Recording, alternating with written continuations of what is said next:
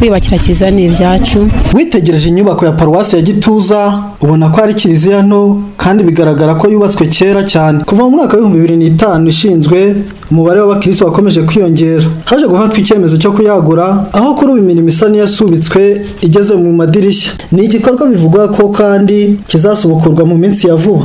Uwamariya Marie Claire na Emmanuel Ndayisaba bombi n'abakristo b'i paruwasi bemeza ko iyi nyubako igomba kwagurwa, ahanini bashingiye ku mpamvu zinyuranye zirimo n'ubwiyongere bw'abakristo. Iyi nyubako ni ntoya, akenshi buri cyumweru abakristo baba bari mu kiliziya bajya kungana n'abari hanze, haba misa ebyiri. Iyo twahuriyemo ntago twakwiragamo kubera ubwishi bw'abakristo.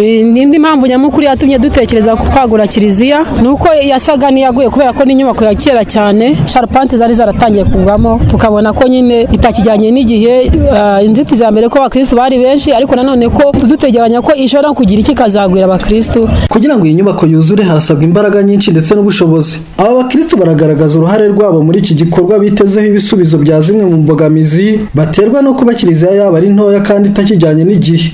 Twatangiye kwiyegeranya, buri mukristo atanga inkunga uko ashoboye, kwiyubakira kiliziya ni ibyacu. Abakristo ba paruwasi Gituza dufitemo uruhare rukomeye, kwitanga ku bikorwa by'amaboko, ni ukuvuga ku miganda ndetse n'inkunga zishoboka ku buryo bw'amafaranga, ariko bitaguye buri mukristo. Ubuyobozi bw'iparuwasi buvuga ko iki gikorwa kigiye gusubukurwa kandi ko kizagera ku musozo, ahanini ubuyobozi bugashingira ku ishyaka n'ubwitange bw'abakristo. Padiri Gasana Vincent ni padiri mukuru wa paruwasi ya Gituza. Igikorwa cyanze bikunze kizashyika ku musozo, ngira ngo hagataha gisa n'icyahagaze kubera ko abakristo bari mu bikorwa byinshi twabasabaga, harimo n'iby'ubu bupadiri kandi nibo babikora, ariko tugiye gucumbura ubu ngubu buhoro buhoro nirwo rugendo. Nabo ntibishimiye kuba muri biriya bimeze nk'amatongo, bagomba kuzayuzuza. Mbona abantu binaha bafite umwete, baritanga, beza kabiri mu mwaka. Iyo bejeje rero baritanga bagatanga, naho ngaho tubishingira ko bashaka kiliziya yabo ko yuzura, bayifitemo ishyaka kandi ntabwo ari abakene abangaba beruye.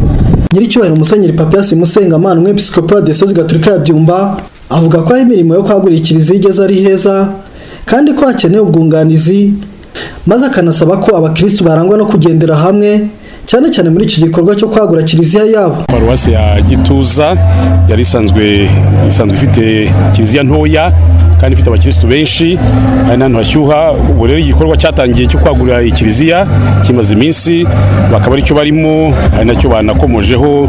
Navuze yuko tuzakomeza kujya tubireba tubiganira kugira ngo tugere dufatanya, kugira ngo aho kigeze n'ahantu heza, imirimo isigaye niyo kunganirana. Tubirimo rero turimo kujya tubiganira, kandi ndiza ko tuzagenda tubona ibisubizo kugira ngo igikorwa kihute kigere ku musozo dufatanya n'abakirisitu. Ubona ko abantu bitanga baritanze, tuzakomeza gutera rero inkunga izo mbaraga zabo zo kwitanga, natwe tureba icyo twabunganira. Turi mu gihe cya sinode dusaba kugendera hamwe, gukorera hamwe.